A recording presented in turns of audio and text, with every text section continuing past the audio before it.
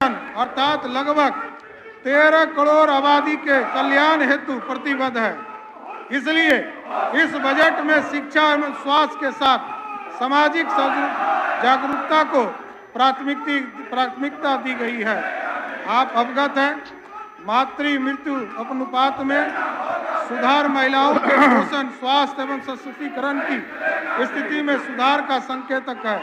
मुझे यह बताते हुए खुशी हो रहा है माननीय मंत्री जी, उपलब्धि। माननीय मंत्री एक मिनट। माननीय सदस्यगण, अभी राज्यपाल जी के अभिभाषण पर सभी दलीय नेता को समय मिलेगा। आप अपनी अपनी बात रखने का काम करेंगे। इस तरह से सदन में नहीं, इस तरह से हंगामा करना सदन में उचित नहीं है। आपको सारे दलीय नेता को समय मिलेगा, आप अपनी बात रखिएगा। सभी दलीय नेता को अभी तुरंत समय मिलेगा आप लोगों को। आप लोग बैठ करके अपनी अपनी बात बताने का काम कीजिएगा। ठीक है, 10 मिनट के लिए क्या आप लोगों के तुरंत समय मिलेगा। सभी दलीय नेता को आप लोग अपनी अपनी स्थान पर बैठ जाए। विशेष आग्रह, आप लोग बैठिए सब कोई। माननीय मंत्री जी, आप अवगत हैं कि मातृ मृत्यु अनुपात में सुधार महिलाओं के लिए पोषक, स्वास्थ्य एवं सशक्तिकरण की स्थिति में सुधार का संकेतक है। मुझे ये बताते हुए खुशी हो रहा है। अद्यतन उपलब्धि प्रतिदर्श निबंधन प्रणाली SRS के आंकड़ों के अनुसार 2015-17 एवं 2018-20 के बीच मातृ मृत्यु दर में बिहार में 47 अंकों की गिरावट हुई है। वहीं राष्ट्रीय स्तर पर यह गिरावट 25 अंक रही है। इस प्रकार बिहार में मातृ मृत्यु दर की गिरावट की रफ्तार राष्ट्रीय औसत से बेहतर है। मातृत्व स्वास्थ्य में सुधार किसी भी राज्य के लिए बेहतर लोक सेवाओं का आईना है। संस्थागत प्रसव के मामले में जहां बिहार 2005-06 से 2019-20 की अवधि में 56.3% अंक की वृद्धि हुई, वहीं राष्ट्रीय स्तर पर 49.9% अंक की वृद्धि हुई। यह बिहार के उत्तम स्वास्थ्य सब अवरचना की द्योतक है। बिहार के प्रति क्षेत्र में सबको क्या बुलाएंगे, बैठिए, सब को बुलाएंगे। प्राथमिक एवं उच्च विद्यालय एवं माध्यमिक स्तरों पर ड्रॉप आउट में भारी गिरावट दर्ज हुई। वर्ष 2015-16 से 2022-23 के बीच प्राथमिक शिक्षा में 38%, उच्च प्राथमिक स्तर पर 39.4% एवं माध्यमिक स्तर पर 40% की गिरावट दर्ज हुई, जो उल्लेखनीय उपलब्धि है। अनुसूचित जाति एवं अनुसूचित जनजाति के बच्चों की शिक्षा के द्वारा उनके सपनों को साकार करने के लिए राज्य सरकार ने सभी 66 अनुसूचित जाति आवासीय विद्यालय, 21 अनुसूचित जनजाति आवासीय विद्यालय को 10+2 स्तर का उत्क्रमित करने का निर्णय लिया। नए सभी आवासीय विद्यालय को 10+2 स्तर तक की शिक्षा के लिए स्वीकृति दी गई। साथ ही प्रत्येक आवासीय विद्यालय में सीटों की संख्या 400 से बढ़ाकर 720 करने का निर्णय लिया गया। चतुर्थ औद्योगिक क्रांति के मद्देनजर राज्य सरकार के विज्ञान प्रौद्योगिकी तकनीकी शिक्षा के अंतर्गत कंप्यूटर साइंस इंजीनियरिंग पाठ्यक्रम में आर्टिफिशियल इंटेलिजेंस, ड्रोन तकनीक, विद्युत वाहन, 3D प्रिंटिंग, रोबोटिक लर्निंग इत्यादि आधुनिक तकनीक विषयों को समाहित किया गया।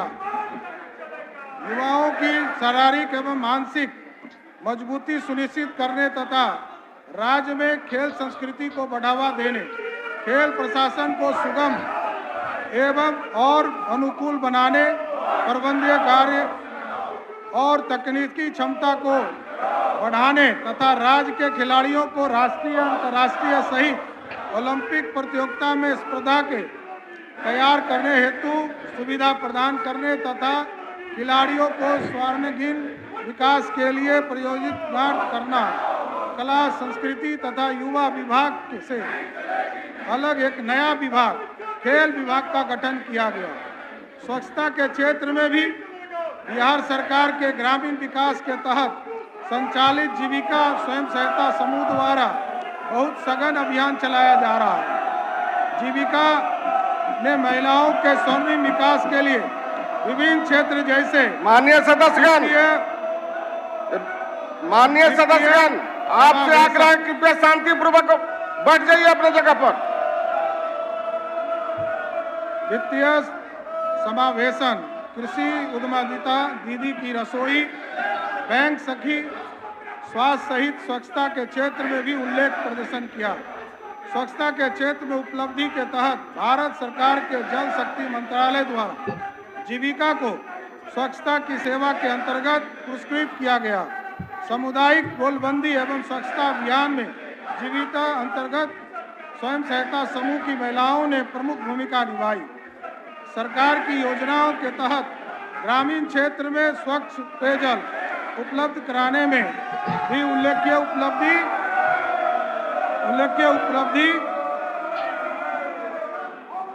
हासिल हुई।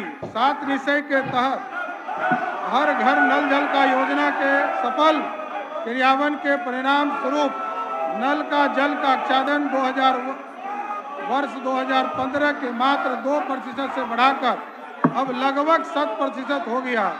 इस योजना से प्रभावित होकर 2019 में केंद्र सरकार ने जल जीवन मिशन की शुरुआत की। भारत सरकार ने जल शक्ति मंत्रालय के जल जीवन सर्वेक्षण रैंकिंग में देश के सर्वोपरि 5 जिले में बिहार के 4 जिले समस्तीपुर, शेखपुरा, सुपौल तथा बांका जिला शामिल है। नीति आयोग की रिपोर्ट के अनुसार बिहार में आर्थिक सामाजिक क्षेत्रों में नीतिगत सुधार के लिए फलस्वरूप वर्ष 2015-16 का बहुआयामी गरीबी सूचांक 51.89% से घटकर 2019-21 में 33.79% हो गया। यह बताते हुए मुझे बहुत हर्ष हो रहा है कि गरीबी दर में गिरावट दर्ज करने वाला राज्यों में बिहार सर्वोपरि है।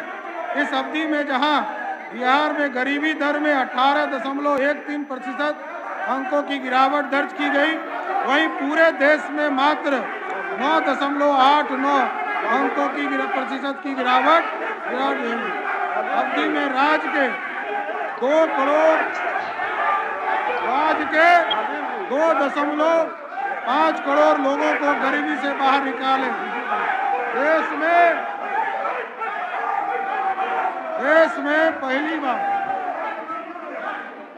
में पहली बार जाति आधारित सर्वेक्षण का काम कराया गया।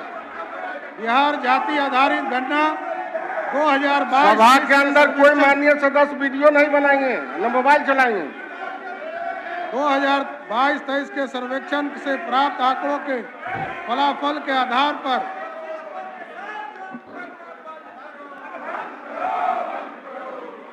राजकीय सेवा में नियुक्ति एवं शैक्षणिक संस्थानों में नामांकन हेतु आरक्षित कोटे के लिए 65%, यथार्थ अनुसूचित जाति के लिए 20%, अनुसूचित जनजाति के लिए 2% और अति पिछड़ा समाज के लिए 25% और पिछड़ा समाज के लिए 18% आरक्षण का प्रावधान किया गया।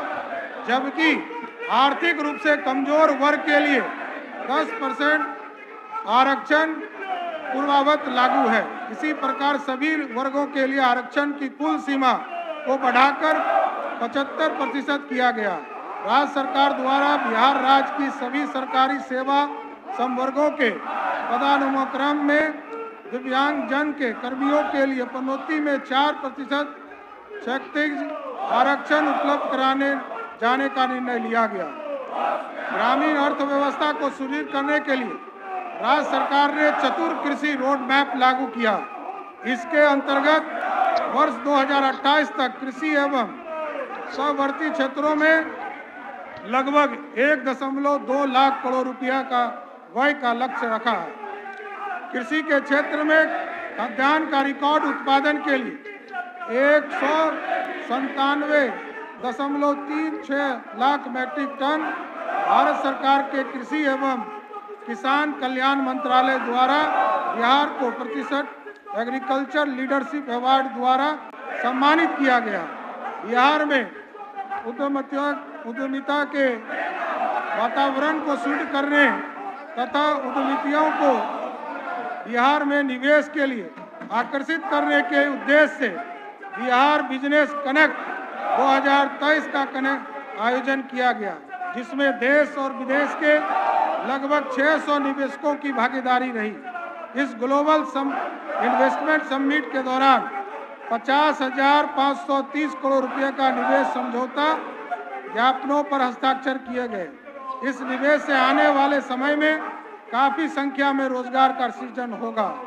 हाल ही में हुए जाति आधारित सर्वेक्षण में 94 लाख परिवार आर्थिक रूप से गरीब चिन्हित हुए, जिनके उत्थान के लिए परिवार से कम एक सदस्य को लघु उद्यमी योजना के तहत स्वरोजगार हेतु अधिकतम 2 लाख रुपया अनुदान देने की स्वीकृति हुई।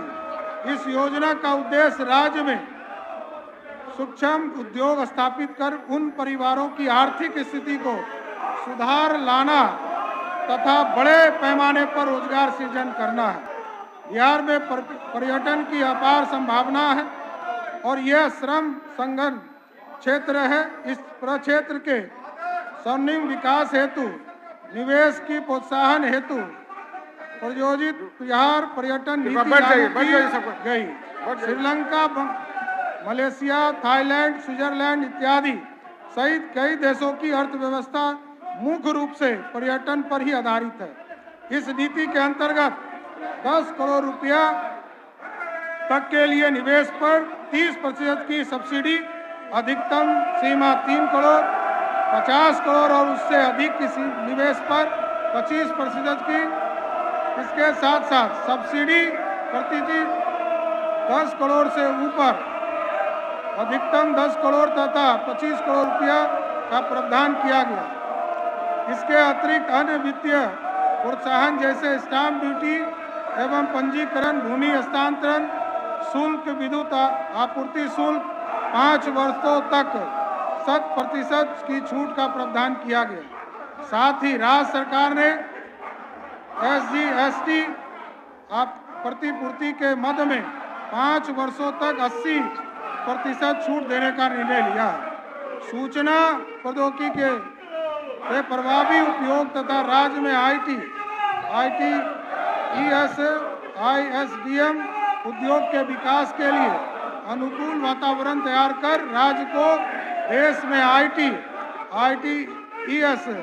ITSDM कंपनियों के लिए शीर्ष निवेश गंतव्य के रूप में विकसित करने हेतु बिहार IT पॉलिसी 2024 लागू की गई। यह नीति 5 वर्षों के लिए लागू रहेगी। इस नीति का उद्देश्य IT क्षेत्र में युवाओं के लिए लाभकारी योजना के अवसर सृजन करना, इसके रोजगार क्षमता को बढ़ाना एवं अस्थायी कौशल प्रतिक्रिया तंत्र विकसित करना। इस नीति के तहत विभिन्न क्षेत्रों में प्रोत्साहन राशि देने का प्रावधान किया गया है। पर्यावरण क्षेत्र की दिशा में हमारी सरकार संवेदनशील है। राज्य में ऊर्जा नवीकरण सहित परिवहन के क्षेत्र में भी इलेक्ट्रिक व्हीकल पॉलिसी 2023 लाकर एक बड़ी पहल की गई। हमारा उद्देश्य है बिहार को इलेक्ट्रिक व्हीकल ट्रांसपोर्ट इकोसिस्टम में एक मॉडल राज्य की तरह स्थापित किया जाए। इस नीति के अंतर्गत 10,000 वाहनों के लिए हर 2 पहिया वाहन पर 5,000 प्रति किलोवाट, अधिकतम 10,000 रुपया। ये पहले 1,000 वाहनों के लिए हर 4 पहिया वाहन यात्री पर 10,000 रुपया प्रति किलोवाट, समान श्रेणी के लिए 1.25 लाख रुपया और अनुसूचित जाति एवं अनुसूचित जनजाति के लिए 1.5 लाख रुपये की क्रय सब्सिडी दी जाती है। इसके अलावा सरकार 2 पहिया 4 पहिया यात्री वाहनों, भारी मोटर वाहनों पर 75% तथा शेष श्रेणी के वाहनों पर 50% छूट भी दे रही है। इसके अतिरिक्त सरकार द्वारा चार्जिंग केंद्र के उपकरण की खरीद के पर क्रय प्रोत्साहन प्रदान किया जाएगा। पर्यावरण संरक्षण को ध्यान में रखते हुए ऊर्जा क्षेत्र में लगातार नवीकरण ऊर्जा स्रोत अर्थात जल, विद्युत और तथा सौर ऊर्जा की दिशा में आगे बढ़ाया जा रहा है। अपने अपने स्थान पर बैठ जाइए। 2015-16 नवीकरण स्रोत से जहां 13% बिजली का उत्पादन होता था, वहीं 2024-25 तक 35% करने का लक्ष्य है। बिहार में औद्योगिक, वाणिज्य के, कृषि उत्पादन इत्यादि बिजली के कनेक्शन में तीव्र गति वृद्धि परिणाम स्वरूप घरेलू कनेक्शन का अनुपातिक हिस्सा लगातार घट रहा है, जो दर्शाता है कि उद्योग और व्यापार में निवेश आकर्षित हो रहा है। बिहार में बिजली के क्षेत्र में हुए बदलाव में स्मार्ट मीटर इंस्टॉलेशन तथा हर घर बिजली की अवधारणा को समझने के लिए अमेरिकी टीम के द्वारा जनवरी 2024 में बिहार भ्रमण किया गया और इसकी सराहना की गई। मैं सदन को प्रसन्नता के साथ अवगत कराना चाहता हूं कि वित्तीय क्षेत्र में माननीय सदस्यगण, बहुत ही गलत बात है। छेड़छाड़ जयदेव मार्शल के साथ मत क्या कीजिए। अपने अपने स्थान पर जाकर बैठिए। अपने अपने स्थान पर जाकर बैठिए। गलत बात है एकदम।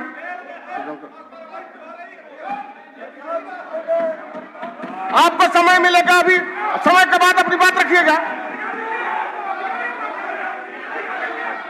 समय के बाद रखिएगा अपना बात। बोलिए। मैं सदन में प्रसन्नता के साथ ये अवगत कराना चाहता हूं कि वित्तीय क्षेत्र में राज्य सरकार के सघन अनुश्रवण और समीक्षा के परिणाम स्वरूप 2022-23 में बिहार में बैंकों ने 2.4 लाख करोड़ रुपया के वार्षिक ऋण योजना के लक्ष्य के विरुद्ध 2.21 लाख करोड़ रुपया मतलब 108% का ऋण वितरण किया गया। वित्तीय वर्ष 2021 वर्ष के वार्षिक ऋण योजना की उपलब्धि 1.61 लाख करोड़ रुपया से 37.1% बढ़कर वर्ष 2022-23 में 2.21 लाख करोड़ रुपया हो गया। बिहार के बैंकिंग क्षेत्र में यह एक अभूतपूर्व उछाल है। यह राज्य के लिए एक बड़ी उपलब्धि है। वित्तीय संतुलन को ध्यान में रखते हुए मैं सदन को बताना चाहता हूं, राज्य के अपने कर राजस्व के अंतर्गत वाणिज्य कर विभाग ने जीएसटी सहित वर्ष 2022-23 के 35,887 करोड़ के लक्ष्य की तुलना में 34,269 करोड़ रुपया का कर संग्रह किया, जो लक्ष्य का 95.4% है। राज्य के आर्थिक विकास की समृद्धि और समावेशी बनाने के लिए वर्ष 2024-25 के कुल बजट का 63.46% राशि विकासमूलक मदों में नामांकित किया गया है। साथ ही आमजनों के कल्याण एवं सुख समृद्धि के लिए इस बजट में कुल 2,78,425.25 करोड़ का व्यय अनुमानित किया गया है। सामाजिक आर्थिक उन्नति के लिए वर्ष 2024-25 में कुल बजट का 61.56% मतलब 1,71,601.2 करोड़ रुपया राशि अनुमानित किया गया है। पुनः सार्वजनिक क्षेत्र निवेश के अंतर्गत भौतिक एवं सामाजिक अवसंरचना को बेहतर करने के लिए 29,415 करोड़ रुपया का प्रावधान किया गया, जो पहले बैठाइए सबको, बैठाइए पहले सबको। 23-24 की तुलना में 158 करोड़ रुपया अधिक है। मुझे कुल मिलाकर सदन को यह विशेष रूप से बताना है कि राज्य में वित्तीय संतुलन बरकरार है। इसके प्रमुख संकेतक राजस्व घाटा को समाप्त कर राजस्व बचत उपार्जित करने का लक्ष्य है। जैसे वित्तीय वर्ष 2022-23 के 11,288.21 करोड़ के राजस्व घाटा की तुलना में वर्ष 2024-25 में 1121 करोड़ रुपया का राजस्व बचत अनुमानित है।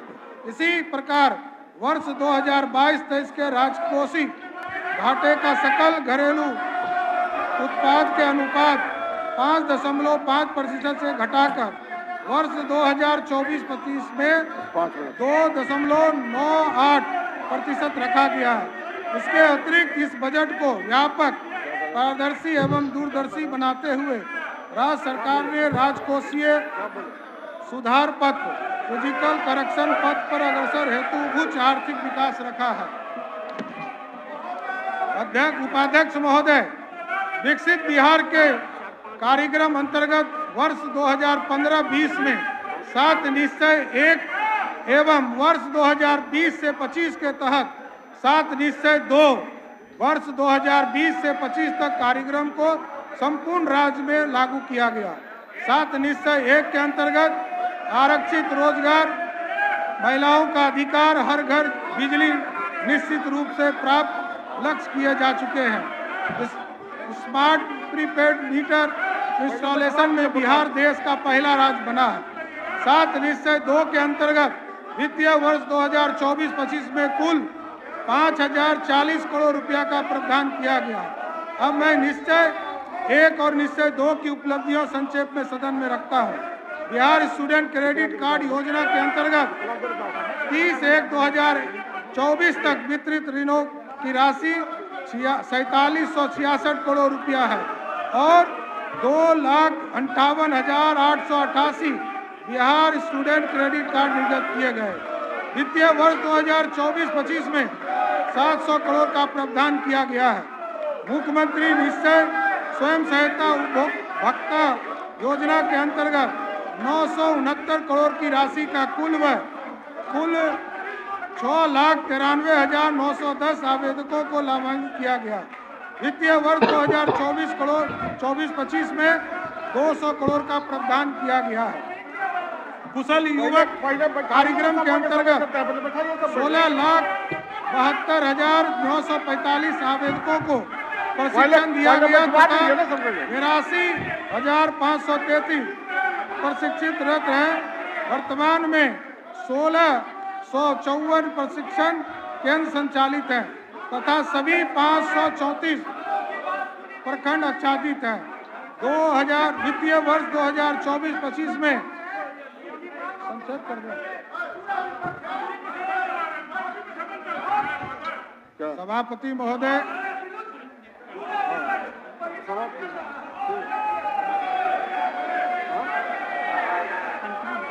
सभापति उपाध्यक्ष महोदय, माननीय सदस्यों की हम जनता को जानकारी देते हुए 2024-25 के सारांश सदन के समक्ष प्रस्तुत करता हूँ।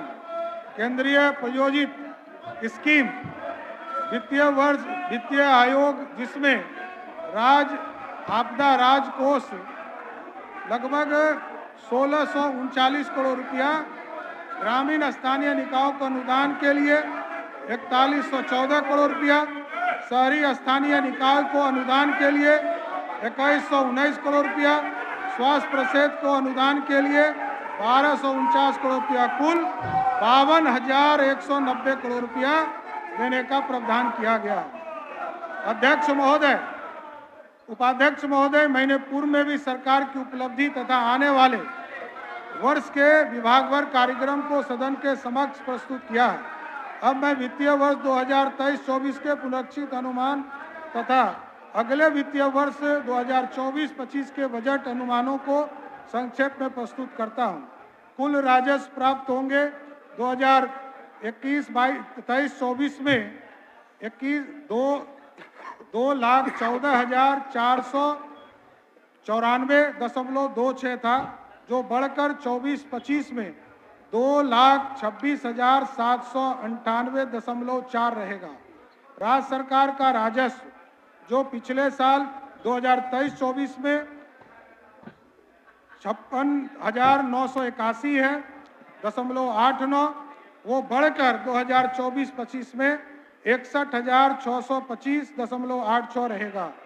संघीय करों में जो राज्य का हिस्सा होगा इस साल 2023-24 में 1,02,000 737.26 है, जो बढ़कर 2024-25 में 1,13,011,092 का प्रावधान किया गया है।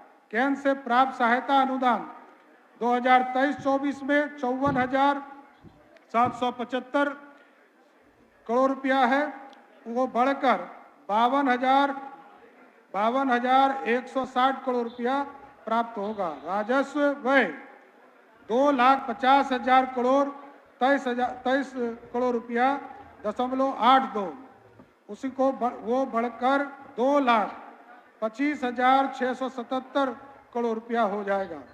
राजस्व बचत 35,000 करोड़ रुपया 35,529.56 करोड़, वो आगे जाकर जो बचत है, घाटा जो होता है उसमें माइनस में जो बचत होगा बिहार के बचत में -1121.4 करोड़ हो जाएगा। तो कुल जो राजकीय कोष घाटा होगा वो अभी तक जो है 76,465 करोड़ है, वो घटकर 29,095.43 करोड़ रुपया हो जाएगा। तो अध्यक्ष उपाध्यक्ष महोदय, मैं माननीय सदस्यों ने मेरी भाषण को तो पूरा नहीं सुना, लेकिन जो पूरे बिहार के विकास की चिंता माननीय मुख्यमंत्री आदरणीय नीतीश कुमार जी ने किया है, उसके लिए पूरा सदन से मैं आग्रह करूंगा कि इस सदन में मैं सदन के सभी सदस्यों के प्रति आभार भी व्यक्त करता हूं, और मैं वर्ष 2024-25 की आर्थिक वित्तीय विवरणी एवं अन्य बजट दस्तावेजों को सदन के समक्ष उपस्थापित करता हूं।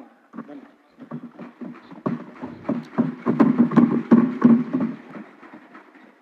माननीय सदस्यगण, अब महामहिम राज्यपाल के अभिभाषण के धन्यवाद प्रस्ताव पर वाद विवाद प्रारंभ होगा।